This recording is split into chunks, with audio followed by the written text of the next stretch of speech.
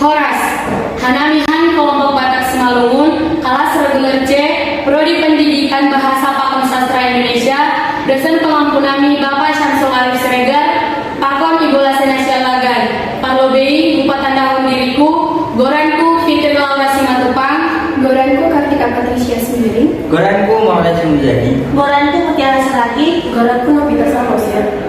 Onma video penelitian kami Diade Tupak.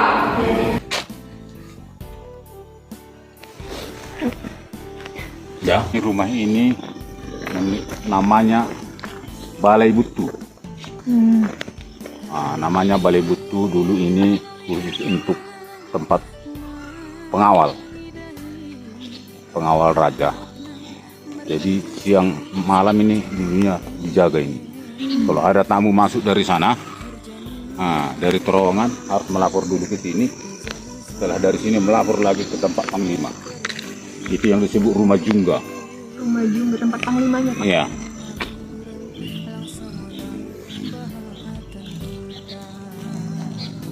Jadi dulunya kan istri raja kan banyaknya istri raja.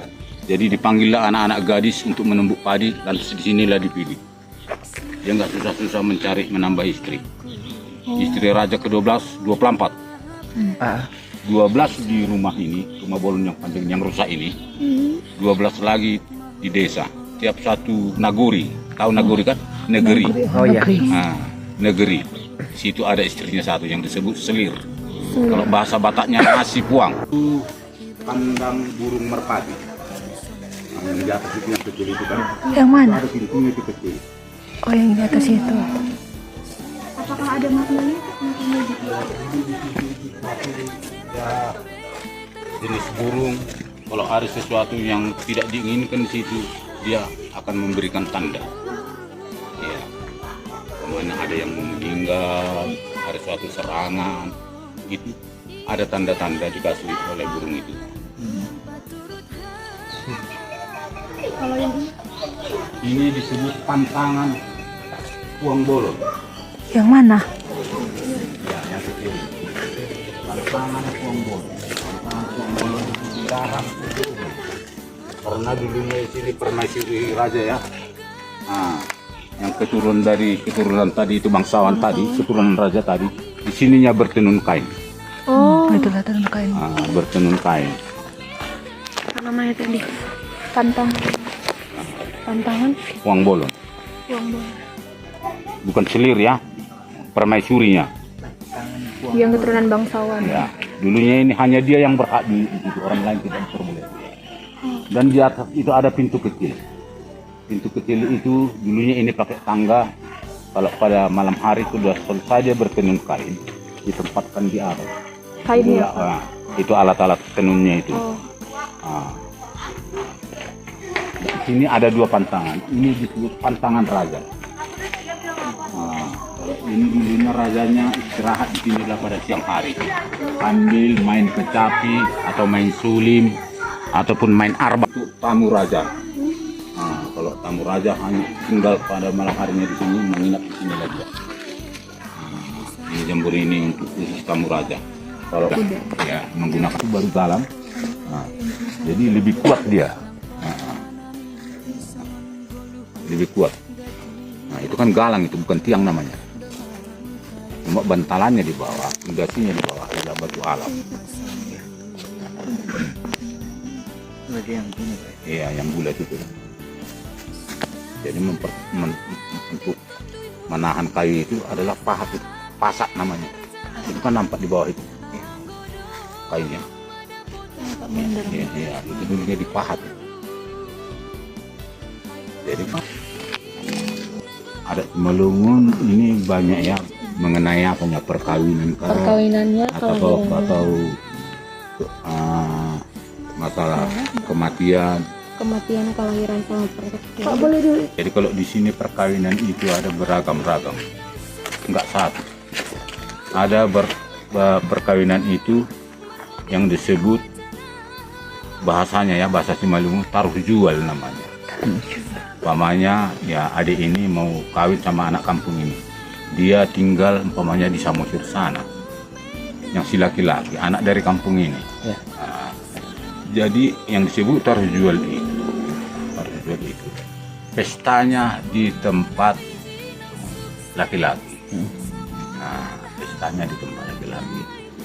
Nah, jadi itu ya orang tua keluarga dari si perempuan harus datang ke situ. Ya, itu harus jual. Dan apa permintaan dari pihak perempuan harus ditanggung jawab oleh pihak laki-laki. Itulah yang paling pesta yang paling besar di Simalungun, taruh jual namanya. Kalau bahasanya satu lagi, alok dear. Nah, itulah kalau bahasa kami di sini. Nah, alok dear namanya. Jadi yang kedua, ada juga di sini pesta perkawinan. Nah, si perempuan juga dari Samosir, si laki-laki dari kampung ini. Begitu. Marlua-lua namanya. Kalau marlua-lua ini, nah, sebelum dapat hari pernikahan itu harus dititipkan dulu itu sama ya tokoh agama. Nah, umpamanya 3 minggu lagi mau pesta, dititipkanlah perempuan ini di tempat sintua. Kalau sudah dikasih tadi apanya tuhor. Nah, kalau sudah dipinang dia, nah, berupa uang ataupun emas, dia harus dititipkan dulu, nggak bisa tinggal di rumah laki-laki itu, tidak diperbolehkan, pantang harus di tempat sintua. Nantinya setelah nanti tepat hari H, waktu yang sudah ditetapkan itu nanti datang lagi orang tua si laki-laki untuk menjemput tadi si perempuan tadi. Dan dikasihlah syarat juga di sana sama sintua tadi, umpamanya untuk biaya kehidupannya selama 3 minggu atau 1 bulan, itu harus ditanggung jawab pihak orang tua laki-laki, baru dibawa ke gereja. Itulah kalau ada 2 versi di sini masalah perkawinan. Ada juga yang ketiga, bisa juga perkawinan secara masa dahulu. Nah, yang disebut di sini pasu-pasu raja. Mungkin adik ini ngerti pasu-pasu raja. Berapa tadi? Nah, pasu-pasu raja. Kalau pasu-pasu raja ini nggak lewat dewan agama. Nah, yang mensahkan ini hanya Natua Tuani Huta, tokoh adat kampung. Nah, tokoh adat kampung itu yang mensahkan perkawinannya. Itu yang disebut pasu-pasu raja. Dan itu tidak berhak ya datang pihak perempuan. Nah, hanya pihak laki-laki aja beserta keluarga pihak laki-laki aja yang ada di situ. Karena yang disebut tidak mengadati, nggak penuh persyaratan. Nanti ke depan kalau sudah ada pencaharian orang ini, yang tadi yang berumah tangga yang baru ini, bisa lagi membayar adat namanya ke pihak orang tua perempuan. Tak ada 10 tahun, tak ada 15 tahun, udah lumayan kehidupan, bisa juga mengadati tetap seperti adat yang seharusnya. Lagi juga di sini nggak bisa kawin semarga. Iya. Tahu kan? Kawin semarga itu dilarang keras. Ada bedanya di Simalungun dengan di Toba sana. Kalau di sana satu korung namanya, satu barisan saya juga berumah tangga ya. Namanya si Kombing. Nah, lumban turuan dengan si Kombing Nababan. Bisa itu berumah tangga. Kalau sini nggak diperbolehkan. Tidak diperbolehkan. Iya. Kalau di sana masih ada itu terjadi sampai sekarang ini. Yang penting tidak satu mama dengan tidak satu bapak. Nah, bisa itu berkeluarga. Kalau di sini nggak boleh. Masih kental sama adatnya itu. Iya. Mungkin ada beberapa yang udah terakulturasi sama agama. Ya, kalau dulunya di sini yang hanya yang ditinggalkan dulu masalah makanan itu. Kalau masa dahulu, masa perkawinan adatnya itu makanan itu ada beberapa jenis. Tapi kalau sekarang sudah istilahnya sudah reformasi gitu kan istilahnya, sudah dikurangi karena nggak terkerjakan. Lagi juga yang bikin masakan itu pun sudah susah. Dibilang inilah makanan ini namanya. Nah, tapi kalau ada orang yang membilang ini nggak pas, nggak kayak gini, itu sudah ditinggalkan ya. Sebenarnya kalau makanan sekarang tergantung kepada yang punya pesta. Kalau di sini rata-rata sekarang udah makanan nasional, catering. Oh, Iya. kalau untuk acara kan ada gitu Pak, acara usaha adatnya. Ya. Itu apa Pak di? Kalau di sini pada umumnya kalau nggak lembu kerbo, di catering kan itu.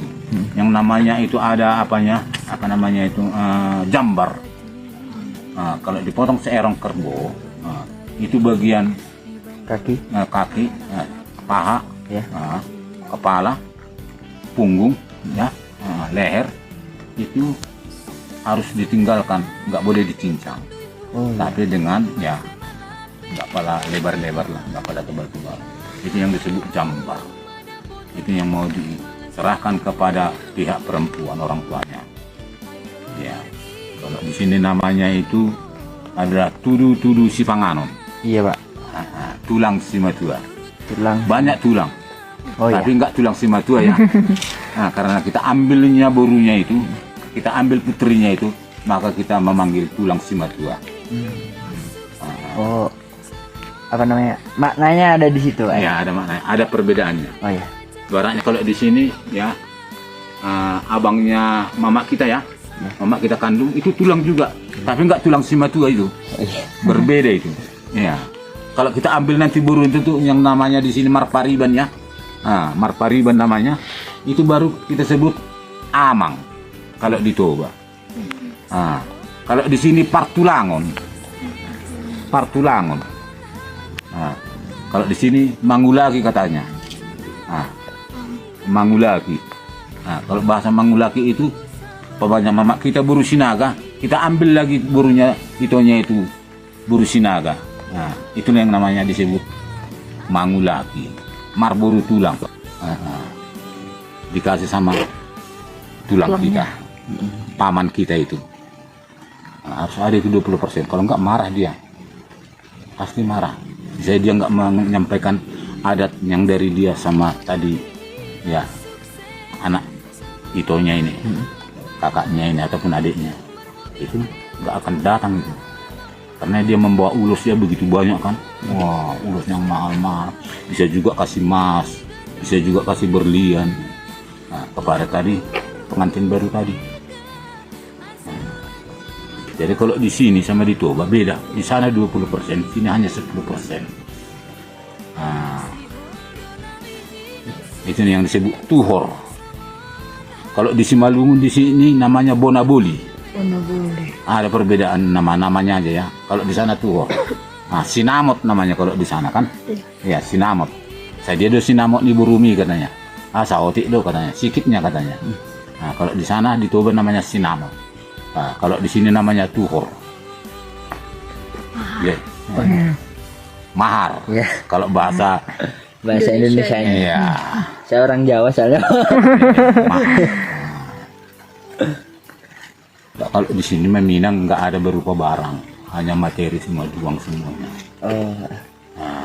Nanti si 20% yang diterima oleh tulang, ya, tulang dari pihak si perempuan ini, nanti bisa dia mengasih cincin atau rantai ya sama itu berenya kalau namanya di sini ya, panagolan kalau si Malungunnya, kalau di Toba bere, ya, ya.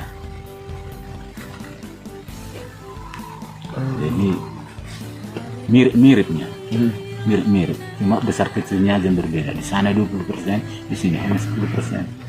Apa ada simbolik buat ini Pak? Apa namanya? Kayak entah itu pinang, entah itu apa gitu kan? Ini uang nih. Apa hanya uang ini, aja? Ini begini.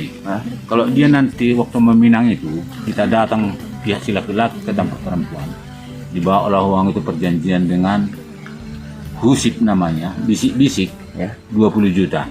Itu harus ada perlengkapannya. Kalau di sini namanya parangguan. Parangguan.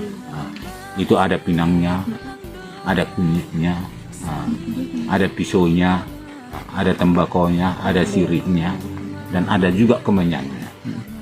Itulah satu paket untuk menemani uang tadi. Itu diserahkan, ditaruh dalam bakul. Itu nanti kalau datang ya, kalau di sini disebut ya parboruan namanya. Parboruan atau putrinya pihak laki-laki tadi itu harus diperiksa dulu. nggak bisa terus saja, udah ada di dalam semua, harus dilengkapi dulu itu pemeriksaan. Nah, dilengkapi baru dibungkus dengan kain ya, sarpet namanya. Dibungkus, dan di ujung sarpet itu ada juga di situ kunci namanya. Nanti di sana juga nanti putrinya yang di sana juga menerima itu diserahkan. Nah, kalau membuka dia dilihatnya itu pas di sudut sarpet tadi ya, kain pembungkus tadi, di situ harus ada uang. Nah, ada batunya katanya. Oh iya. Jadi dibuka lah itu yang jumlahnya harus genap. Nah, kalau enggak 120.000, 160.000, 180, 200, 240 harus genap, nggak bisa ganjil itu uang yang dikatkan situ. Itu yang hak menerima itu adalah putri Yang dipinang. Di sini pun kayak gitu. Jadi ada kelas-kelasnya itu juga jumlah materinya ya. Kalau kelasnya yang sudah ya perjanjian yang namanya bisik tadi. Kalau di sini markusip katanya. Karena lebih dulu jadi disuruh ke sana 2-3 orang untuk menyampaikan kayak manalah bersihnya hatinya orang tua si laki-laki tadi meminang ya putri yang dari seberang sana. Dan terus itu nanti yang disebut ya Tonggo Raja, itu dibawa sidang itu. Dibawa sidang. Itu yang disebut ya kalau di sini syarikat kampung. Ya, STM katanya. Syarikat kampung. Termasuk dari situ raja adat yang ada di kampung itu. Harus kita terangkan ke situ. Jumlahnya segini, permintaan orang itu begini. Itu harus disampaikan ke sana. Dan dialah yang menjawab nanti. Kalau kita pergi ke Samosir ataupun ke Toba sana ya, ataupun di Simalungun ini. Itu namanya tokoh adat yang ada di kampung. Gitu. Itu nanti. Itu nggak bisa kita yang menguasai itu, harus tadi tokoh adat yang di desa itu.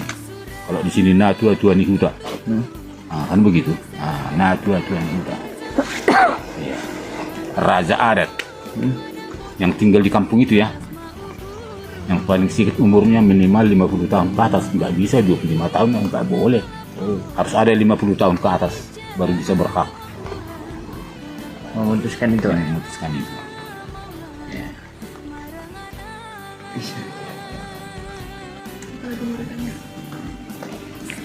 Jadi kalau dulunya di sini, pemanya di sini dulu ada namanya rondang bintang, kerja tahun. Tahu kerja tahun kan? Pemanya bulan depan kita menanam padi. Itu masa kerajaan itu ya. Kalau sekarang nggak dipakai lagi itu. Kalau di Silimakuta sana, daerah Karo itu masih digunakan kerja tahun namanya. Orang itu masih percaya dengan apa penjaga ladang, penghuni pemanya. Kalau di sini talun, penghuni talun namanya. Itu harus disajin. Ya. Jadi yang membawakan itu adalah tokoh adat dan keturunan bangsawan yang tinggal di kampung. Tidak bisa dari kalangan masyarakat, tidak bisa. Karena ini dulunya Simalungun ini mempunyai kerajaan masing-masing di sini. Ya. Jadi itulah dipanggil untuk menyerahkan itu kepada ya apalah yang ada di daerah ini. Pokoknya kayak tadi pengelupit itu termasuk penjaga talun, penjaga kampung, penjaga daerah ini. Ya, disitulah datang beromoran masyarakat. Dengan cara ya ada yang membawa pisang, ada yang membawa kelapa muda, ada yang membawa tembakau, ada yang membawa sirih, ada yang membawa segala macam yang digunakan di masa ini. Saya dulunya masih ingat satu kali, terakhirlah dulunya pernah diadakan rondang bintang di sini. Masa Raja Min Purba, bupati di sini, itu mesti diperingati. Siapa itu nggak ada lagi. Mau nanam pagi bulan depan, mau nanam pagi 1 minggu lagi, sudah suka masyarakat sekarang. Karena sudah nggak ada lagi ya yang melakukan rutinitas, nggak ada lagi. Lagi juga orang-orang yang dulunya mempunyai kekuasaan di sini sudah jarang tinggal di kampung ini. udah lari semua keluar kan, generasi ke generasi. Udah tinggal ya ada yang di kota, ada yang tak ke Penambangan sana kan. Jadi sudah susah lah. Kalau daerah Karo masih kental itu. Kalau di sini Silimakuta sampai ke Tanah Karo sana itu setiap tahun pasti diadakan. Tidak diperbolehkan menanam padi sebelum itu dilaksanakan. Tidak diperbolehkan. Kalau kita tanam pemain sesuai dengan hati kita, pikiran kita, itu padi itu harus dimusnahkan. Tidak bisa. Itu makanya nggak ada yang berani. Ya, nggak ada. Kalau di sini sekarang udah suka-suka. Mau nanam padi kayak udah di daerah Deli sana lah kan, daerah persawahan sana. Dulunya 1 kali nanam padi, sekarang udah 3 kali 1 tahun kan. Sesuai dengan umur padi kan begitu. Nah, ada IR, ada ini, ada ini. Kalau dulu tidak diperbolehkan di sini itu. Di Tanah Karo apalagi tidak diperbolehkan. Orang itu sangat percaya kali itu ya, sangat kental masih kalau sekarang. Orang itu umpamanya Kristen dia, ataupun Islam, kalau tinggal di sana lebih condong ke situnya orang itu, baratnya dari tahun baru, hari raya, orang itu lebih condong ke situ tadi, kerja tahun tadi. Kalau itu pesta besar-besaran, ya kalau di Tanah Karo. Kalau di sana ada itu namanya ya kolong-kolong namanya, tari-tarian Karo itu. Itu satu kampung itu harus tek-tekan itu, iya tek-tekan semua itu. Umpamanya satu rumah tangga 500.000 harus wajib bayar 500.000. Ada panitianya itu. Siapa yang datang ke situ harus dikasih makan. Tidak diperbolehkan kalau nggak mau. Harus kasih makan. Kalau dia yang nggak mau ya terserah kan begitu. Dan masakannya itu pun ada bagian-bagiannya. Ada lemang. Kalau di sana Tanah Karo itu masih kuat kali. Ada panggang. Beratnya daging. Ada itu yang namanya cimpa namanya. Yang dibungkus dengan daun apa? Itulah pembungkusannya. Ada tapenya, tape kudu, tape beras, tape ubi. Itu kalau ada tamu datang panggil itu makan, itu sudah disediakan itu semua, bebas dan tidak memberi materi, tidak diperbolehkan. Tidak diperbolehkan itu. Namanya kita makan di sana kasih materi nggak boleh itu. Ya. Karena orang itu istilahnya ya bagi-bagi rezekinya itu. Rasa syukur. Iya, rasa syukur.